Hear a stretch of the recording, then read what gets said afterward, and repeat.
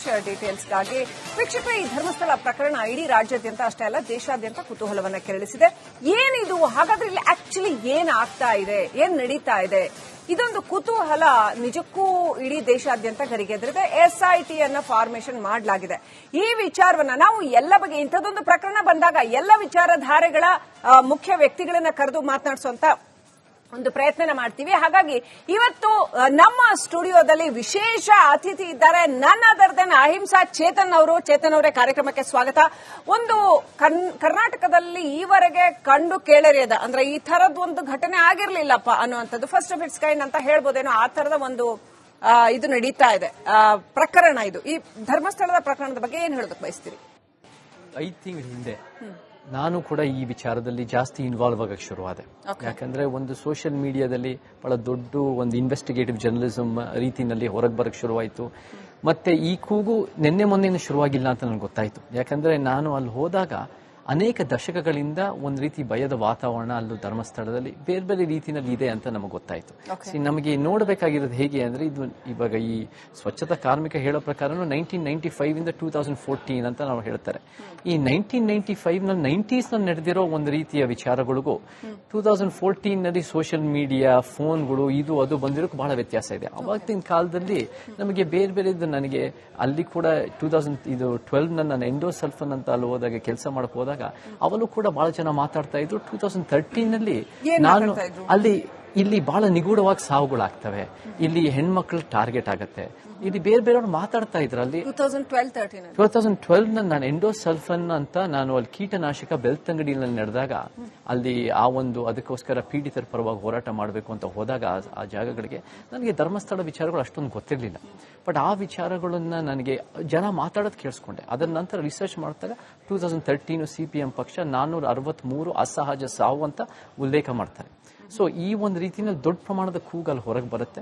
ನಾನು ಕೂಡ 5 ತಿಂಗಳ ಹಿಂದೆ 463 ಅಸಹಜ ಸಾವುಗಳು ಅಂತ CPM ಅಲ್ಲಿ ಎಷ್ಟೋ ದಶಕಗಳಿಂದ ಇದು ನಡೆದಿದೆ ಅಂತ ಒಂದು ರೀತಿ ಅವರ ಒಂದು ರೀತಿ CPM ಪಾರ್ಟಿ ಅದನ್ನ ಉಲ್ಲೇಖ ಮಾಡಿದ್ರು ಅವಾಗ 2013 ನಲ್ಲಿ. ಬಟ್ ಅದನ್ನ ಕಮ್ಯುನಿಸ್ಟ್ ಪಾರ್ಟಿ ಮಾರ್ಕ್ಸಿಸ್ಟ್. ಬಟ್ ನಮಗೆ ಅಲ್ಲಿ ಆ ಬೆಳ್ತಂಗಡಿ ಭಾಗದಲ್ಲಿ ಅನೇಕರು ಅದಕ್ಕೆ ಒಂದು ರೀತಿ ಇದನ್ನು ಏನೇನು ನ್ಯಾಯ ಬೇಕು ಅಂತ ಹೋರಾಟ ಮಾಡ್ತಿರೋರು ಅದರಲ್ಲಿ CPM ಅವರು ಒಬ್ರು ಅಂತ ಹೇಳ್ಬೋದು. ಮತ್ತೆ ಬೇರೆ ಬೇರೆ ಇದಕ್ಕೆ ಪಾಲಿಟಿಕ್ಸು ಕನೆಕ್ಟ್ ಆಗಿದೆ. ಇದಕ್ಕೆ ಒಂದು ರೀತಿ ಏನ್ ರಿಲಿಜನ್ ಅಂತೀವಿ ಅದ್ರ ಒಂದು ರೀತಿ ಕನೆಕ್ಷನ್ಗಳು ಇರ್ಬೋದು. ಒಂದು there might be connections to all different gender ಅಂತೂ ಬಹಳ ದೊಡ್ಡ ಪ್ರಮಾಣದ ಕನೆಕ್ಷನ್ ಇದ್ದೇ ಇದೆ. So everything is interconnected ಇದರಲ್ಲಿ. ಮತ್ತೆ ಅಲ್ಲೂ ಕೂಡ ನಾನು ಕೂಡ ಕುಸುಮಾವತಿ ಅವರು ಕನೆಕ್ಟ್ ಆಗಿದೆ ಅಂತ ಹೇಳ್ತೀರಾ ಈ ಆರೋಪ ಪ್ರತ್ಯಾರೋಪಗಳಲ್ಲಿ? ಪಾಲಿಟಿಕ್ಸ್ ಕನೆಕ್ಟ್ ಆಗಿದೆ ಹೇಗೆ ಅಂದ್ರೆ ನಾನು ನೋಡಿರೋ ಪ್ರಕಾರ ಇದು ಒಂದು ಸಿದ್ಧಾಂತ ನ್ಯಾಯಕ್ಕೋಸ್ಕರ ಹೋರಾಟ ಮಾಡ್ತಾ ಇಲ್ಲ. ಒಂದು ಸಿದ್ಧಾಂತ ನ್ಯಾಯಕ್ಕೋಸ್ಕರ ಹೋರಾಟ ಮಾಡ್ತಾ ಇಲ್ಲ. ಎಲ್ಲಾ ಸಿದ್ಧಾಂತಗಳು ಸೇರಿ ನ್ಯಾಯ ಬೇಕು ಅಂತ ಹೋರಾಟ ಮಾಡ್ತಾ ಇದ್ದಾರೆ. ನಾವು ಎಷ್ಟೋ ಸಲ ಪಾಲಿಟಿಕ್ಸ್ ಅಂತ ನೋಡಿದಾಗ ಒಂದ್ ಪಕ್ಷ ಪರ ಒಂದ್ ಪಕ್ಷ ವಿರೋಧ ಅಂತ ನೋಡ್ತೀವಿ. ಬಟ್ ಈ ವಿಚಾರದಲ್ಲಿ ನೋಡಿದಾಗ ನಾವು ಒಂದು ಸಮಾನ ಮನಸ್ಕರ ಸಭೆ ಅಂತ ನಾಳೆನೂ ಕೂಡ ಫ್ರೀಡಂ ಪಾರ್ಕ್ ನಲ್ಲಿ ನಡೀತಾ ಇದೆ. ಕೆಲವು ಒಂದು ವಾರದ ಹಿಂದೆ 10 ದಿನದ ಹಿಂದೆನೂ ಕೂಡ ಒಂದು ಸಭೆ ಮಾಡಿದ್ವಿ. ಅಲ್ಲಿ ಎಲ್ಲಾ ಪಕ್ಷದ ಎಲ್ಲಾ ಸಿದ್ಧಾಂತದ ಪ್ರತಿನಿಧಿಗಳು ಇದ್ರು.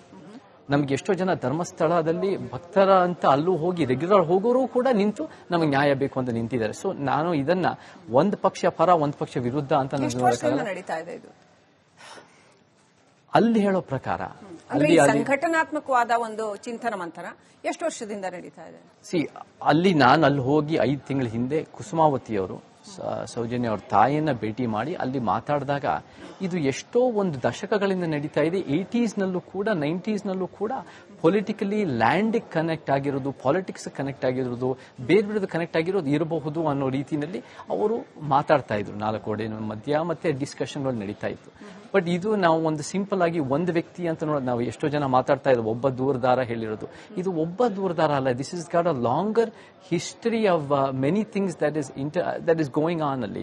ಯಾಕೆ ಹೇಳ್ತೀನಿ ಅಂದ್ರೆ ಅಲ್ಲಿ ನಮಗೆ ಕೆಲವರು ನನಗೆ ಅಲ್ಲಿ ರಿಸರ್ಚ್ ಮಾಡ್ತಾ ನನಗೆ ಗೊತ್ತಾಯ್ತು 90s ನಲ್ಲಿ ನಮ್ಗೆ ಸೋಷಿಯಲ್ ಮೀಡಿಯಾ ಇರಲಿಲ್ಲ. ಎಷ್ಟೋ ಒಂದು ಹುಡುಗ ಹುಡುಗಿ ಒಂದು ರೀತಿ ಅಲ್ಲಿ ಧರ್ಮಸ್ಥಳಕ್ಕೆ ನಮ್ಗೆ ಸೇಫ್ ಆಗಿರುತ್ತೆ, ಒಂದು ಪ್ರೀತಿಯಿಂದ ಓಡ್ ಬಂದು ಅಲ್ಲಿ ಎಷ್ಟೋ ಒಂದು ಆಗಬಾರದು ಆಗಿದ್ದು ಕೂಡ ಒಂದು ಕೆಲವರು ಮಾತಾಡ್ತಾ ಇದ್ದಾರೆ. ಸೊ ನಮ್ಗೆ ಇದನ್ನ ಒಂದು ದೂರದಾರ ಬಂದ್ಬಿಟ್ಟು ಅವ್ರು ಹೇಳೋದನ್ನ ನಾವು ಸಂಪೂರ್ಣವಾಗಿ ಇದೇ ಸತ್ಯ ಅಂತ ಹೇಳ್ತಾ ಇಲ್ಲ. This is got a larger back ground in history.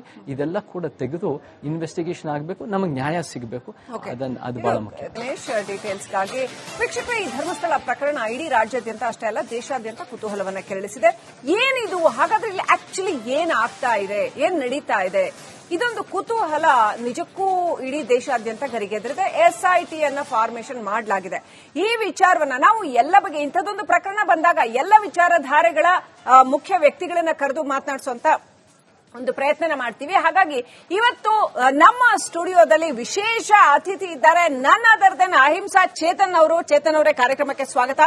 ಒಂದು ಕರ್ನಾಟಕದಲ್ಲಿ ಈವರೆಗೆ ಕಂಡು ಕೇಳರಿಯದ, ಅಂದ್ರೆ ಈ ತರದ ಒಂದು ಘಟನೆ ಆಗಿರ್ಲಿಲ್ಲಪ್ಪ ಅನ್ನುವಂಥದ್ದು, ಫಸ್ಟ್ ಆಫ್ ಇಟ್ಸ್ ಕೈಂಡ್ ಅಂತ ಹೇಳ್ಬೋದೇನೋ, ಆ ತರದ ಒಂದು ಇದು ನಡೀತಾ ಇದೆ ಪ್ರಕರಣ. ಇದು ಈ ಧರ್ಮಸ್ಥಳದ ಪ್ರಕರಣದ ಬಗ್ಗೆ ಏನ್ ಹೇಳೋದಕ್ಕೆ ಬಯಸ್ತೀರಿ? 5 ತಿಂಗಳ ಹಿಂದೆ ನಾನು ಕೂಡ ಈ ವಿಚಾರದಲ್ಲಿ ಜಾಸ್ತಿ ಇನ್ವಾಲ್ವ್ ಆಗಕ್ಕೆ ಶುರುವಾದೆ. ಯಾಕಂದ್ರೆ ಒಂದು ಸೋಷಿಯಲ್ ಮೀಡಿಯಾದಲ್ಲಿ ಬಹಳ ದೊಡ್ಡ ಒಂದು ಇನ್ವೆಸ್ಟಿಗೇಟಿವ್ ಜರ್ನಲಿಸಂ ರೀತಿಯಲ್ಲಿ ಹೊರಗೆ ಬರಕ್ಕೆ ಶುರುವಾಯಿತು. ಮತ್ತೆ ಈ ಕೂಗು ನಿನ್ನೆ ಮೊನ್ನೆ ಶುರುವಾಗಿಲ್ಲ ಅಂತ ನನಗೆ ಗೊತ್ತಾಯ್ತು. ಯಾಕಂದ್ರೆ ನಾನು ಅಲ್ಲಿ ಹೋದಾಗ ಅನೇಕ ದಶಕಗಳಿಂದ ಒಂದು ರೀತಿ ಭಯದ ವಾತಾವರಣ ಅಲ್ಲೂ ಧರ್ಮಸ್ಥಳದಲ್ಲಿ ಬೇರೆ ಬೇರೆ ರೀತಿಯಲ್ಲಿ ಇದೆ ಅಂತ ನಮಗೆ ಗೊತ್ತಾಯ್ತು. ನಮಗೆ ನೋಡಬೇಕಾಗಿರೋದು ಹೇಗೆ ಅಂದ್ರೆ, ಇದು ಇವಾಗ ಈ ಸ್ವಚ್ಛತಾ ಕಾರ್ಮಿಕ ಹೇಳೋ ಪ್ರಕಾರ 1995 ಇಂದ 2014 ಅಂತ ನಾವು ಹೇಳ್ತಾರೆ. ಈ 1995 ನಲ್ಲಿ 90s ನಲ್ಲಿ ನಡೆದಿರೋ ಒಂದು ರೀತಿಯ ವಿಚಾರಗಳಿಗೂ 2014 ನಲ್ಲಿ ಸೋಷಿಯಲ್ ಮೀಡಿಯಾ, ಫೋನ್ಗಳು, ಇದು ಅದು ಬಂದಿರೋಕೆ ಬಹಳ ವ್ಯತ್ಯಾಸ ಇದೆ. ಅವಾಗಿನ ಕಾಲದಲ್ಲಿ ನಮಗೆ ಬೇರೆ ಬೇರೆ ನನಗೆ ಅಲ್ಲಿ ಕೂಡ 2012 ನಾನು ಎಂಡೋಸಲ್ಫನ್ ಅಂತ ಅಲ್ಲಿ ಹೋದಾಗ ಕೆಲಸ ಮಾಡಕ್ ಹೋದಾಗ ಅವಳು ಕೂಡ ಬಹಳ ಜನ ಮಾತಾಡ್ತಾ ಇದ್ರು. 2013 ನಲ್ಲಿ ನಾನು ಇಲ್ಲಿ ಬಹಳ ನಿಗೂಢವಾಗಿ ಸಾವುಗಳಾಗ್ತವೆ, ಇಲ್ಲಿ ಹೆಣ್ಮಕ್ಳು ಟಾರ್ಗೆಟ್ ಆಗತ್ತೆ, ಇಲ್ಲಿ ಬೇರೆ ಬೇರೆಯವ್ರು ಮಾತಾಡ್ತಾ ಇದ್ರು. ಅಲ್ಲಿ 2012 ನಾನು ಎಂಡೋಸಲ್ಫನ್ ಅಂತ ನಾನು ಅಲ್ಲಿ ಕೀಟನಾಶಕ ಬೆಳ್ತಂಗಡಿಯಲ್ಲಿ ನಡೆದಾಗ ಅಲ್ಲಿ ಅದಕ್ಕೋಸ್ಕರ ಪೀಡಿತರ ಪರವಾಗಿ ಹೋರಾಟ ಮಾಡಬೇಕು ಅಂತ ಹೋದಾಗ ಆ ಜಾಗಗಳಿಗೆ ನನಗೆ ಧರ್ಮಸ್ಥಳ ವಿಚಾರಗಳು ಅಷ್ಟೊಂದು ಗೊತ್ತಿರಲಿಲ್ಲ. ಬಟ್ ಆ ವಿಚಾರಗಳನ್ನ ನನಗೆ ಜನ ಮಾತಾಡೋದು ಕೇಳಿಸ್ಕೊಂಡೆ. ಅದರ ನಂತರ ರಿಸರ್ಚ್ ಮಾಡಿದಾಗ 2013 CPM ಪಕ್ಷ 463 ಅಸಹಜ ಸಾವು ಅಂತ ಉಲ್ಲೇಖ ಮಾಡ್ತಾರೆ. ಸೊ ಈ ಒಂದು ರೀತಿಯ ದೊಡ್ಡ ಪ್ರಮಾಣದ ಕೂಗಲ್ಲಿ ಹೊರಗೆ ಬರುತ್ತೆ. ನಾನು ಕೂಡ 5 ತಿಂಗಳ ಹಿಂದೆ 463 ಅಸಹಜ ಸಾವುಗಳು ಅಂತ CPM ಅಲ್ಲಿ ಎಷ್ಟೋ ದಶಕಗಳಿಂದ ಇದು ನಡೆದಿದೆ ಅಂತ ಒಂದು ರೀತಿ ಅವರ ಒಂದು CPM ಪಾರ್ಟಿ ಅನೌನ್ಸ್ ಮಾಡಿ, CPM ಪಾರ್ಟಿ ಅದನ್ನ ಉಲ್ಲೇಖ ಮಾಡಿದ್ರು ಅವಾಗ 2013 ನಲ್ಲಿ. ಬಟ್ ಅದನ್ನ ಕಮ್ಯುನಿಸ್ಟ್ ಪಾರ್ಟಿ ಮಾರ್ಕ್ಸಿಸ್ಟ್. ಬಟ್ ನಮಗೆ ಅಲ್ಲಿ ಆ ಬೆಳ್ತಂಗಡಿ ಭಾಗದಲ್ಲಿ ಅನೇಕರು ಅದಕ್ಕೆ ಒಂದು ರೀತಿ ಇದನ್ನು ಏನೇನು ನ್ಯಾಯ ಬೇಕು ಅಂತ ಹೋರಾಟ ಮಾಡ್ತಿರೋರು ಅದರಲ್ಲಿ CPM ಅವರು ಒಬ್ರು ಅಂತ ಹೇಳ್ಬೋದು. ಮತ್ತೆ ಬೇರೆ ಬೇರೆ ಇದಕ್ಕೆ ಪಾಲಿಟಿಕ್ಸು ಕನೆಕ್ಟ್ ಆಗಿದೆ. ಇದಕ್ಕೆ ಒಂದು ರೀತಿ ಏನ್ ರಿಲಿಜನ್ ಅಂತೀವಿ ಅದ್ರ ಒಂದು ರೀತಿ ಕನೆಕ್ಷನ್ಗಳು ಇರ್ಬೋದು. ಒಂದು there might be connections to all different gender ಅಂತೂ ಬಹಳ ದೊಡ್ಡ ಪ್ರಮಾಣದ ಕನೆಕ್ಷನ್ ಇದ್ದೇ ಇದೆ. So everything is interconnected ಇದರಲ್ಲಿ. ಮತ್ತೆ ಅಲ್ಲೂ ಕೂಡ ನಾನು ಕೂಡ ಕನೆಕ್ಟ್ ಆಗಿದೆ ಅಂತ ಹೇಳ್ತೀರಾ ಈ ಆರೋಪ ಪ್ರತ್ಯಾರೋಪಗಳಲ್ಲಿ? ಪಾಲಿಟಿಕ್ಸ್ ಕನೆಕ್ಟ್ ಆಗಿದೆ ಹೇಗೆ ಅಂದ್ರೆ ನಾನು ನೋಡಿರೋ ಪ್ರಕಾರ ಇದು ಒಂದು ಸಿದ್ಧಾಂತ ನ್ಯಾಯಕ್ಕೋಸ್ಕರ ಹೋರಾಟ ಮಾಡ್ತಾ ಇಲ್ಲ. ಒಂದು ಸಿದ್ಧಾಂತ ನ್ಯಾಯಕ್ಕೋಸ್ಕರ ಹೋರಾಟ ಮಾಡ್ತಾ ಇಲ್ಲ. ಎಲ್ಲಾ ಸಿದ್ಧಾಂತಗಳು ಸೇರಿ ನ್ಯಾಯ ಬೇಕು ಅಂತ ಹೋರಾಟ ಮಾಡ್ತಾ ಇದ್ದಾರೆ. ನಾವು ಎಷ್ಟೋ ಸಲ ಪಾಲಿಟಿಕ್ಸ್ ಅಂತ ನೋಡಿದಾಗ ಒಂದ್ ಪಕ್ಷ ಪರ ಒಂದ್ ಪಕ್ಷ ವಿರೋಧ ಅಂತ ನೋಡ್ತೀವಿ. ಬಟ್ ಈ ವಿಚಾರದಲ್ಲಿ ನೋಡಿದಾಗ ನಾವು ಒಂದು ಸಮಾನ ಮನಸ್ಕರ ಸಭೆ ಅಂತ ನಾಳೆನೂ ಕೂಡ ಫ್ರೀಡಂ ಪಾರ್ಕ್ ನಲ್ಲಿ ನಡೀತಾ ಇದೆ.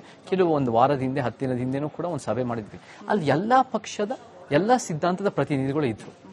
ನಮ್ಗೆ ಎಷ್ಟೋ ಜನ ಧರ್ಮಸ್ಥಳದಲ್ಲಿ ಭಕ್ತರ ಅಂತ ಅಲ್ಲೂ ಹೋಗಿ ರೆಗ್ಯುಲರ್ ಹೋಗೋರು ಕೂಡ ನಿಂತು ನಮಗೆ ನ್ಯಾಯ ಬೇಕು ಅಂತ ನಿಂತಿದ್ದಾರೆ. ಸೊ ನಾನು ಇದನ್ನ ಒಂದ್ ಪಕ್ಷ ಪರ ಒಂದ್ ಪಕ್ಷ ವಿರುದ್ಧ ಅಂತ ಅಲ್ಲಿ ಹೇಳೋ ಪ್ರಕಾರ ಸಂಘಟನಾತ್ಮಕವಾದ ಒಂದು ಚಿಂತನ ಮಂಥನ ಎಷ್ಟು ವರ್ಷದಿಂದ ನಡೀತಾ ಇದೆ? ಅಲ್ಲಿ ಹೋಗಿ 5 ತಿಂಗಳ ಹಿಂದೆ ಕುಸುಮಾವತಿಯವರು ಸೌಜನ್ಯ ಅವ್ರ ತಾಯಿಯನ್ನ ಭೇಟಿ ಮಾಡಿ ಅಲ್ಲಿ ಮಾತಾಡಿದಾಗ ಇದು ಎಷ್ಟೋ ಒಂದು ದಶಕಗಳಿಂದ ನಡೀತಾ ಇದೆ. 80s ನಲ್ಲೂ ಕೂಡ 90s ನಲ್ಲೂ ಕೂಡ ಪೊಲಿಟಿಕಲಿ ಲ್ಯಾಂಡ್ ಕನೆಕ್ಟ್ ಆಗಿರೋದು, ಪಾಲಿಟಿಕ್ಸ್ ಕನೆಕ್ಟ್ ಆಗಿರೋದು, ಬೇರೆ ಬೇರೆ ಕನೆಕ್ಟ್ ಆಗಿರೋದು ಇರಬಹುದು ಅನ್ನೋ ರೀತಿಯಲ್ಲಿ ಅವರು ಮಾತಾಡ್ತಾ ಇದ್ರು. 4 ಗೋಡೆಯ ಮಧ್ಯ ಮತ್ತೆ ಡಿಸ್ಕಷನ್ಗಳು ನಡೀತಾ ಇತ್ತು. ಬಟ್ ಇದು ನಾವು ಒಂದು ಸಿಂಪಲ್ ಆಗಿ ಒಂದು ವ್ಯಕ್ತಿ ಅಂತ ನೋಡೋದು, ನಾವು ಎಷ್ಟೋ ಜನ ಮಾತಾಡ್ತಾ ಇದ್ರು ಒಬ್ಬ ದೂರದಾರ ಹೇಳಿರೋದು.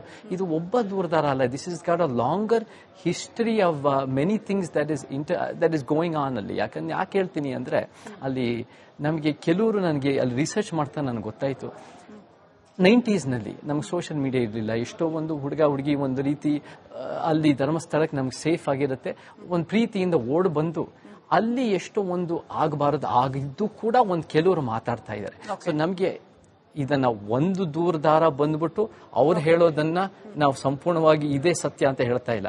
This is got a larger back ground in history. ಇದೆಲ್ಲ ಕೂಡ ತೆಗೆದು ಇನ್ವೆಸ್ಟಿಗೇಷನ್ ಆಗಬೇಕು, ನಮಗೆ ನ್ಯಾಯ ಸಿಗಬೇಕು. ಅದು ಬಹಳ ಮುಖ್ಯ.